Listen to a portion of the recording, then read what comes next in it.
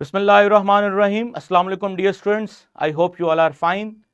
उम्मीद है आप सब खैरियत से होंगे। केमिस्ट्री ग्रेड 9, आज हमने बोहर एटॉमिक मॉडल को डिटेल से देखना है, लेकिन पहले एक छोटा सा क्विज हो रहा है हमारा। नेक्स्ट हमारे पास है अगला quiz, when did Ernest Rutherford receive the Nobel prize. इसका मुझे नहीं पता, क्यों? क्योंकि इस चीज का ताल्लुक कॉन्सेप्ट से है ही नहीं है। इस चीज का ताल्लुक किसके साथ है? नॉलेज के साथ, इंफॉर्मेशन के साथ है। तो हम लोग इसका आंसर जानते नहीं है, क्योंकि ये एसएलओ का पार्ट भी नहीं है। तो मैं इसका कोई आंसर लगा देता हूं, गलत भी हो सकता है। आई गेस के ये मैंने तुक्का ही लगाया था 1908 के अंदर। ठीक है, बहरहाल आगे चलते हैं। नेक्स्ट हमारा क्वेश्चन है, what is the diameter of atomic nucleus. जो एटम का what is the diameter of atomic nucleus. Atomic nucleus का डायमीटर कितना होता है? 1/3 of the diameter of atom, half of the diameter of an atom, 10,000 of the diameter of an atom, 1/10 of the diameter of the atom. इसके लिए मैं आपको hint ये देता हूं, ये डायग्राम को देखो और इस डायग्राम में आपको बताया हुआ है, ये देखो, the nucleus is made up of proton and neutron and it is 1/1 of the size of an atom. यानी कि जो न्यूक्लियस होता है एटम के डायमीटर के मुकाबले में 1,00,000 गुना डायग्राम उसका डायमीटर कम होता है। यानी अगर पूरे एटम का डायमीटर अगर 1 मान लिया जाए, तो न्यूक्लियस का डायमीटर उसका 1,00,000वां हिस्सा होगा। यानी बहुत ही छोटा होता है न्यूक्लियस बहुत ही छोटा होता है। यहां से हमें हिंट मिल गया है। अब जरा ऑप्शन पढ़ते हैं। 1/3 ऑफ द डायमीटर, ये तो नहीं हो सकता। हाफ ऑफ द डायमीटर, ये भी नहीं हो सकता। 10,000 of the diameter of an atom, ये भी। अब इसको सोचते हैं, 1/10 of the diameter of the atom. अब मसला यह है कि यहां पर जो चारों ऑप्शंस हैं वो हमारी बुक से मैच ही नहीं कर रहे। ऐसी सूरत में क्या करना चाहिए? ऐसी सूरत में हमें राइट आंसर नहीं तलाश करना होता, हमें इलिमिनेशन मेथड इस्तेमाल करना होता है। इलिमिनेशन मेथड क्या होता है? फुल स्क्रीन करें। इलिमिनेशन मेथड है, हमारी बुक कह रही है 1/1,00,000वां, यानी 1/1 पार्ट। यहां पे तो ऑप्शन ही नहीं है। क्या ऑप्शन ए करीब करीब है? 1/3 ऑफ द डायमीटर, ये तो है ही गलत। Half of the diameter of an atom, ये भी गलत है। D option 1/10 of the diameter of an atom, ये भी गलत है। तो 10,000 of the diameter of the atom, ये करीब करीब आंसर है। तो हम एलिमिनेशन मेथड के जरिए से 3 ऑप्शंस को निकाला, जो करीब आंसर था उसको लगा दिया और हमारा आंसर ठीक हो गया। Is it clear? Excellent, good. I hope students के रदरफोर्ड तक की जो कहानी है वो आपको अच्छे तरीके से समझ आ गई है। अल्फा पार्टिकल का मैं जवाब दे रहा था, वो भी आपको समझ आ गया है। अब दूसरी सिमुलेशन खोलें, बोहर एटॉमिक मॉडल को समझना है। टीचर्स अपनी अपनी क्लास से एक दफा कंफर्म कर लें कि आपको बोहर एटॉमिक मॉडल से पहले पहले तक का सारा क्लियर है, क्योंकि मैं बोहर मॉडल शुरू करने वाला हूं, जिसकी बेस पे आगे पूरा चैप्टर है। ये तो मॉडल थे, हिस्ट्री थी, कुछ छोटी मोटी चीजें थी, ये हो गई हैं। हर चीज क्लास में वेरीफाई कर लें, फिर हम बोहर मॉडल को शुरू करेंगे। इसको प्ले करते हैं।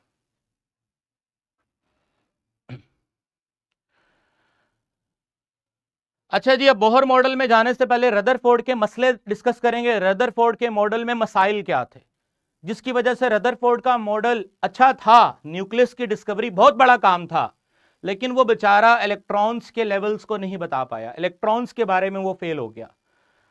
तो डेमोक्रिटस के बाद डाल्टन आया, डाल्टन के बाद थॉमसन आया। इस दौरान गोल्ड स्टेन और जे थॉमसन का कैथोड रे और एनोड रे एक्सपेरिमेंट आया। रदरफोर्ड का स्कैटरिंग मॉडल आया। इस मॉडल में न्यूक्लियस के हद तक तो ठीक है, लेकिन मसला है इलेक्ट्रॉन का। फिर आया बोहर। बोहर ने आके वो मसला हल किया। क्या मसला था? तो मैं यहां पर आपको एक कंट्रास्ट समझाने वाला हूं बिटवीन रदरफोर्ड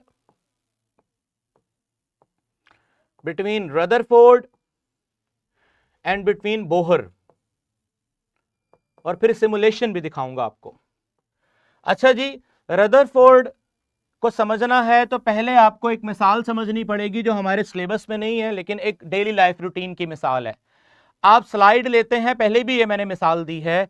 तो स्लाइड में अगर आप पीक पॉइंट पे खड़े हैं, अगर आपको जमीन पे आना है, तो तो आप इस स्लाइड से शुरू होंगे, क्योंकि ग्रेविटी आपको नीचे क्या कर रही है, अट्रैक्ट कर रही है ग्रेविटी, तो आपने नीचे गिरना है। तो दरअसल जब आप इस स्लाइड पे खड़े हैं, आप इस स्लाइड पे खड़े हैं, ये आप हैं, तो आप रास्ते में कहीं रुकेंगे नहीं, आप मुसलसल गिरावट का शिकार रहेंगे, मुसलसल स्लाइड लेते लेते नीचे आएंगे और आखिर में नीचे गिर जाएंगे। इस दौरान जब आप पीक पोजीशन से, ये माइक बंद कर दें जरा, इस दौरान जब आप पीक पोजीशन से नीचे गिरेंगे, माइक म्यूट कर दें जरा जी, इस दौरान जब आप पीक पोजीशन से नीचे गिरेंगे तो इस दौरान एनर्जी मुसलसल रिलीज होगी, मुसलसल रिलीज होगी। और मुसलसल रिलीज होने वाली एनर्जी को अगर कहीं किसी डिवाइस में रिकॉर्ड किया जाए तो उस डिवाइस ये डिवाइस पता क्या कहेगी कि ये जो एनर्जी आ रही है तो मुसलसल आ रही है, तो वो ये डिवाइस कहेगी कि ये कंटिन्यूअस स्पेक्ट्रम बनेगा, कंटिन्यूअस स्पेक्ट्रम बनेगा। सर ये स्पेक्ट्रम क्या होता है? स्पेक्ट्रम एक है तो साइंटिफिक वर्ड, लेकिन मैं आसान लफ्जों में बताऊं तो स्पेक्ट्रम बोलते हैं कि अगर मैं इसको मिसाल देता हूं, समझाता हूं। अगर मैं एक जगह पे खड़ा हूं, मुझे हर एक सेकंड के बाद कहीं से पैसे मिल रहे हैं, हर सेकंड घड़ी में सेकंड चल रहे हैं और मेरी जेब में पैसे आ रहे हैं, तो मैं बोलूंगा ये मेरी जेब में पैसों का आना कंटिन्यूअस स्पेक्ट्रम है, जेब में पैसे आई जा रहे हैं, काश ऐसा हो। लेकिन अगर एक सेकंड में पैसा आया, अगले 20 सेकंड वैसे ही खड़ा हूं, कोई काम ही नहीं कर रहा, फिर कुछ काम वाम किया, पैसा फिर आ गया, तो ये पैसा रुक रुक के जेब में आना कभी ना आना, ये डिसकंटिन्यूअस स्पेक्ट्रम है, डिसकंटिन्यूअस स्पेक्ट्रम। क्योंकि एनर्जी मुसलसल रिकॉर्ड हो रही है, तो आप कह सकते हो कि रदरफोर्ड के मॉडल के मुताबिक एटम का जो स्पेक्ट्रम होना चाहिए, क्योंकि मुसलसल एनर्जी रिकॉर्ड होनी है डिवाइस के अंदर, तो ऐसे स्पेक्ट्रम को बेटा क्या बोलते हैं? Continuous spectrum. अब इसी मिसाल को रदरफोर्ड मॉडल पे अप्लाई करते हैं। रदरफोर्ड ने एक बात तो बहुत अच्छी कर दी कि एटम के सेंटर में न्यूक्लियस है, उस न्यूक्लियस पे उसने बोला पॉजिटिव चार्ज है, जबरदस्त हो गया। फिर उसने बोला इलेक्ट्रॉन्स हैं बाहर, और इलेक्ट्रॉन्स को उसने डिस्क्राइब नहीं किया, बस इतना बोला दे रहा ग्रुप ऑफ इलेक्ट्रॉन जो न्यूक्लियस को ऑर्बिट कर रहे हैं, न्यूक्लियस का तवाफ कर रहे हैं, न्यूक्लियस का तवाफ कर रहे हैं। भाई अगर तवाफ कर रहे हैं तो फिजिक्स ये कहती है कि अगर ऑपोजिट चार्जेस रिवॉल्व करेंगे तो वो तो फिर इस तरह करीब आते जाएंगे।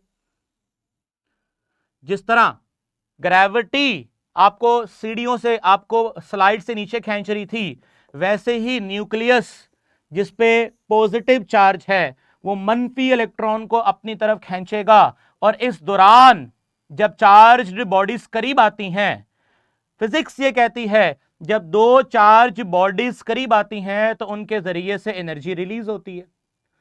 क्योंकि मुसलसल काम हो रहा है, ये मुसलसल इलेक्ट्रॉन न्यूक्लियस की तरफ आ रहा है, तो मुसलसल एनर्जी रिलीज होगी। और मुसलसल एनर्जी रिलीज होने के बाद जब उसको रिकॉर्ड किया जाएगा तो रदरफोर्ड के मुताबिक एटम का स्पेक्ट्रम क्या होना चाहिए? Continuous spectrum. साइंटिस्ट ने कहा चेक कर लेते हैं। अनफॉर्चुनेटली बोहर के दौर में इतनी डिवाइसेस नहीं थी कि वो इस एक्सपेरिमेंट को परफॉर्म कर सके। बाद में जाके जब डिवाइसेस आई और पता करवाया तो एटम का स्पेक्ट्रम कंटिन्यूअस तो था ही नहीं, एटम का स्पेक्ट्रम था डिसकंटिन्यूअस। अब डिसकंटिन्यूअस क्यों था? डिसकंटिन्यूअस क्यों था उसकी वजाहत बोहर ने की थी। रदरफोर्ड के मॉडल में मसला समझ आ गया। रदरफोर्ड के मॉडल के मुताबिक एटम तो तबाह हो जाना चाहिए, एटम की शक्ल खराब हो जानी चाहिए, एटम का इलेक्ट्रॉन जो है वो न्यूक्लियस में गिर जाना चाहिए, एटम डिस्ट्रॉय हो जाना चाहिए, एटम को कंटिन्यूअस स्पेक्ट्रम बनाना चाहिए। लेकिन हकीकत में तो एटम ऐसा करता ही नहीं है। एटम स्टेबल भी रहता है, एटम कंटिन्यूअस स्पेक्ट्रम भी नहीं बनाता, बल्कि कौन सा बनाता है? Discontinuous spectrum. क्यों बनाता है? इसकी वजाहत किसने की थी? बोहर ने की थी। तो मैं बोहर को एक्सप्लेन करने के बाद रुक जाऊंगा, बाद में आपके टीचर इसको और डिटेल से आपको एक्सप्लेन करेंगे, ठीक है। बोहर को समझने से पहले आपने जो मिसाल समझनी है वो जरा समझ लें। मान लीजिए स्लाइड की बजाय अगर सीढ़ियों का इस्तेमाल किया जाए, शाबाश, स्लाइड की बजाय अगर सीढ़ियों का इस्तेमाल किया जाए तो आना तो अभी भी आपने बेसिकली इस तरह ही है ना, जरा गौर करो, ये सीढ़ियां हैं और ग्रेविटी अभी भी आपको नीचे खींच रही है। आप यहां खड़े हैं, आप यहां खड़े हैं, अब जब तक आप यहां खड़े हैं आप स्टेबल हैं, आप यहां पर भी आ सकते हैं। ऑब्वियसली जब आप यहां से यहां आएंगे तो एनर्जी को क्या करेंगे, रिलीज करेंगे, क्योंकि आप हाई लेवल से कहां पर आ रहे हैं, लो लेवल पे आ रहे हैं। जैसे जैसे हाई लेवल से लो लेवल पे आते जाएंगे तो बेटा एनर्जी को क्या करते जाएंगे, रिलीज करते जाएंगे। इसका मतलब एनर्जी रिलीज तभी होगी जब आप स्टेप चेंज करेंगे, मुसलसल तो नीचे नहीं गिरेंगे। क्वांटाइज्ड एनर्जी लेवल्स का मतलब समझ आ गया।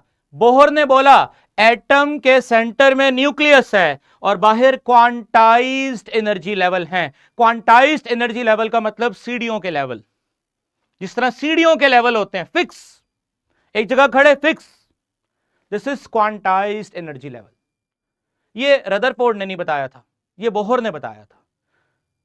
ऑब्वियसली बोहर ने इसके पीछे और मैथमेटिकल काम किया होगा और बड़ी रिसर्च की होगी, हमारे सिलेबस में नहीं है वो, हमने नहीं देखनी वो, हमने बस इतना देखना उसने एक्स्ट्रा बात क्या की, मतलब क्या चीज रदरफोर्ड से डिफरेंट की, वो यही था।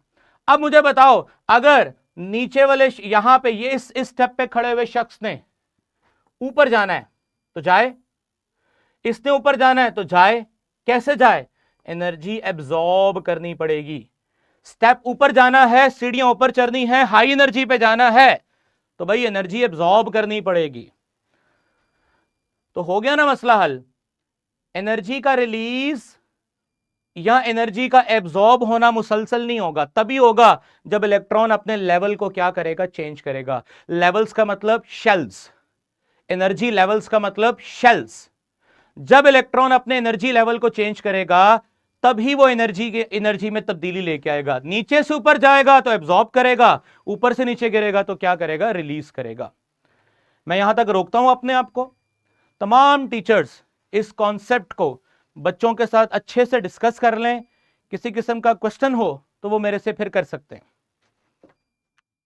जी, टीचर से गुजारिश है कि वो इस चीज को जरा समझा दें, फिर मैं इसकी सिमुलेशन भी दिखाता हूं। बल्कि आप ऐसा करें, इसकी सिमुलेशन देख लें साथ साथ, फिर बच्चों के साथ भी डिस्कस करें। ये देखो ना, ये बोहर मॉडल गौर से देखो, ये देखो ये इलेक्ट्रॉन अपने ऑर्बिट को चेंज कर रहा है, अभी ऊपर वाले ऑर्बिट में, ये नीचे आ गया, सीडी की तरह नीचे आ गया। जब नीचे है तो वो फिक्स है। अब देखो उसको रास्ते से कोई एनर्जी मिली, ऊपर चला गया, ये देखो ऊपर चला गया ना, अब ये उसने एनर्जी रिलीज कर दी, नीचे आ गया, ठीक है। तो इसी तरह ये बताने का मतलब है कि इलेक्ट्रॉन्स न्यूक्लियस के गिर्द रैंडम नहीं मूव कर रहे, फिक्स लेवल्स में मूव कर रहे हैं। और फिक्स लेवल क्या है, सीढ़ियों की तरह क्वांटाइज्ड है। जब तक वो अपने लेवल में रहेगा इलेक्ट्रॉन घूमता रहेगा, न्यूक्लियस में नहीं गिरेगा, घूमता रहेगा। ओके, न्यूक्लियस में नहीं गिरेगा क्योंकि रास्ते में क्वांटाइज्ड लेवल है, आहिस्ता आहिस्ता आहिस्ता आएगा और एक लेवल पे आके रुक जाएगा। जी, जेटीएन स्कूल रहीम यार खान, आपका क्या क्वेश्चन है? बाकी मेरा माइक अनम्यूट कर सकते हैं, बाकी लोग मेरा माइक अनम्यूट कर सकते हैं, अपना अपना काम करें, जिसका सवाल है वो मेरे से कर ले। जेटीएन स्कूल रहीम यार खान, खुद को अनम्यूट करें। Excuse me sir. जी सर, इलेक्ट्रॉन्स अपने शेल तब्दील करता रहता है? इट्स डिपेंड कि इलेक्ट्रॉन अनस्टेबल है या स्टेबल। जितना इलेक्ट्रॉन ऊपर जाता जाएगा अनस्टेबल होता जाएगा, जितना इलेक्ट्रॉन न्यूक्लियस के करीब रहेगा स्टेबल रहेगा। अगर तो इलेक्ट्रॉन न्यूक्लियस के करीब है, स्टेबल है, लेकिन किसी एक्सटर्नल सोर्स की वजह से हमने एनर्जी दे दी तो वो इलेक्ट्रॉन उस एनर्जी को यूज करेगा, ऊपर वाले शेल में चला जाएगा और ऊपर वाले शेल में चला जाएगा। लेकिन अल्टीमेटली इलेक्ट्रॉन की ख्वाहिश ये होती है कि वो नीचे वाले शेल में रहे, ऊपर वाले शेल में ना रहे। हम लोग उसको एनर्जी प्रोवाइड करते रहते हैं जिससे वो इलेक्ट्रॉन अपनी मूवमेंट क्या करता रहता है, चेंज करता रहता है। तो हम कह सकते हैं इट्स डिपेंड्स कि अगर हम एनर्जी दे रहे हैं, एक्सटर्नली बाहर से एनर्जी दे रहे हैं, तो इलेक्ट्रॉन मूव करता रहेगा। अगर हम लोग कुछ नहीं कर रहे तो वो अपनी जगह बैठा रहेगा।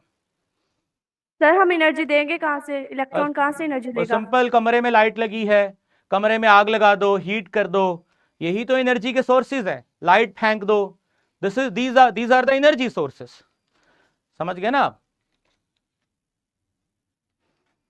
ओके।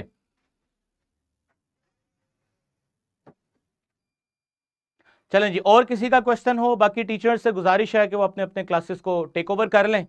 बोहर एटॉमिक मॉडल को शुरू किया है, एज अ मॉडल पढ़ा है हमने, इसकी आगे डिटेल्स पढ़नी है जी। कामरान पब्लिक स्कूल, इनका माइक अनम्यूट। हाँ, कामरान पब्लिक स्कूल, क्या क्वेश्चन है आपका? हाँ सर, वो कैनाल रेज में जो गैस की आयोनाइजेशन होती है ना ट्यूब के अंदर, उसके ऊपर अगर कोई 3D एनिमेशन दिखा दो, बेटा दोबारा पूछना, दोबारा पूछना, दोबारा पूछना, मुझे समझ नहीं आया। सर वो कैनाल रेज में ट्यूब के अंदर इलेक्ट्रॉन्स की वजह से जो गैस आयोनाइज होती है, उसके ऊपर कोई हाँ जी, पहले भी मेरे से सवाल किया गया कि वो जो कैनाल रेस में इलेक्ट्रॉन आते हैं, एटम के अंदर टकराते हैं, मसलन यही इसी इधर से मेरे पास है नहीं है वो सिमुलेशन, अगर हो रिसर्च करता हूँ, मजीद मिले तो मैं उसको दिखा दूंगा। इस तरह समझ लेना, ये मान लो गैस का एक एटम है, तो मुझे स्क्रीन में लेके आए बस, ठीक है। पीछे से अगर फास्ट मूविंग इलेक्ट्रॉन आए इधर से, ठीक है, तो जैसे अभी अभी जो इसके ऊपर इलेक्ट्रॉन के ऊपर गिरा ना, वो एनर्जी गिरी है। लेकिन अगर इस तरह तेज गिरता हुआ, तेज मूव करता हुआ इलेक्ट्रॉन आए तो वो इलेक्ट्रॉन से टकराएगा, इसको बाहर निकाल देगा। अब वो मेरे पास है नहीं सिमुलेशन, में तलाश करता हूं, इस दोबारा अगर मिले तो मैं कल दिखा दूंगा। इस इलेक्ट्रॉन के निकलने से पीछे क्या बचेगा? न्यूक्लियस। और इस न्यूक्लियस के अंदर क्या होते हैं? प्रोटॉन्स वगैरह होते हैं। तो यहां से फिर प्रोटॉन्स का पता चला था। हाँ जी, और कोई क्वेश्चन किसी बच्चे का हो?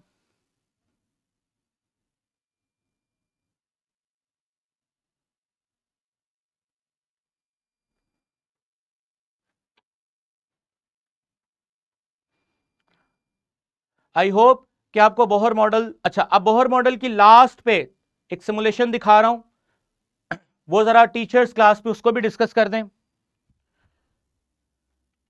मोज़ैक पे जाओ, इधर सर्च बार पे लिखो।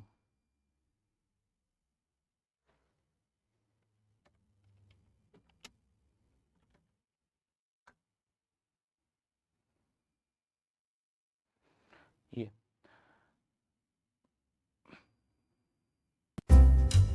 Towards the end of the 19th century, physicists began to examine the internal structure.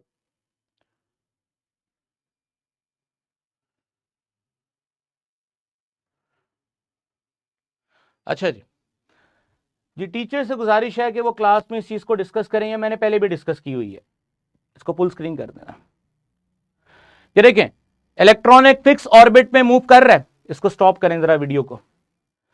देखें, यहां से आपको ना बैटरी से पता चल रहा है, बैटरी यहां पर एनर्जी का साइन है। 3 सेल का मतलब लो एनर्जी, 4 सेल का मतलब हाई एनर्जी, और सारे 5 के 5 सेल फुल हैं, तो मतलब बहुत ज्यादा एनर्जी है।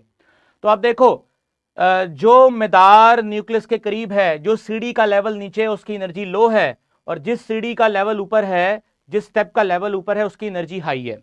अगर आसान लफ्जों में बात करूं, जरा स्क्रीन में मुझे ले, अगर आसान लफ्जों में बात करूं, अगर मैं इसको E1 कहूं, इसको E2 कहूं, इसको E3 कहूं, तो सबसे लो एनर्जी E1 की है, हाई E2 की है, उससे हाई E3 की है। अगर E4 होता तो उसकी एनर्जी और हाई होती।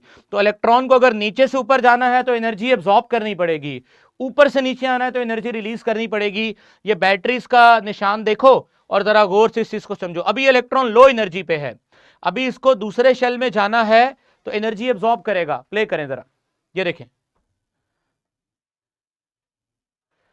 ये एनर्जी उसने,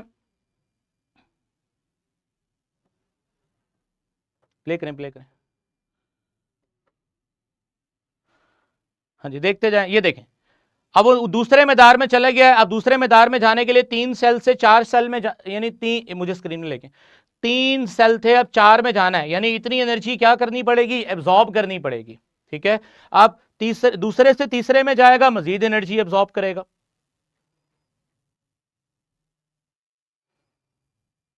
अब नीचे आया दूसरे शेल से पहले शेल में एनर्जी रिलीज की होगी उसने, ठीक है।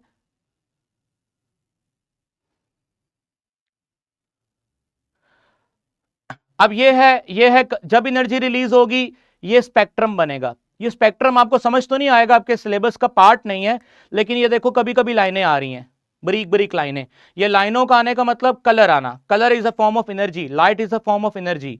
तो कभी आ रही है कभी नहीं आ रही, बीच में काफी हिस्सा ब्लैंक है, फिर एक आधी एनर्जी आएगी, फिर ब्लैंक है, फिर एक आधी एनर्जी आएगी, फिर ब्लैंक है। This is called discontinuous spectrum, आपकी बुक में बना हुआ है डिसकंटिन्यूअस स्पेक्ट्रम। और अगर ये सारा रंगदार होगा तो वो कंटिन्यूअस स्पेक्ट्रम होगा, वो बनता नहीं है एटम का। एटम का असल स्पेक्ट्रम लाइन स्पेक्ट्रम होता है, ठीक है। बाकी आपके टीचर्स इसको भी एक्सप्लेन कर देते हैं। कल इंशाल्लाह ताला बोहर मॉडल के पास्टुलेट पढ़ेंगे और आगे फिर उसके फर्दर जो एसएलओज है उन पे बात करेंगे। आज के लिए इतना ही काफी है। वर्कशीट्स मैंने ग्रुप में दी हुई हैं, काइंडली उसको जरूर सॉल्व कर लीजिएगा। क्विज जो मैं दूंगा उसको भी जरूर सॉल्व कर लीजिएगा। जितना पढ़ा है वो कंसेप्चुअली आपको अच्छी तरह समझ आ जाएगा। थैंक यू, अल्लाह हाफिज। आपका बायो का लेक्चर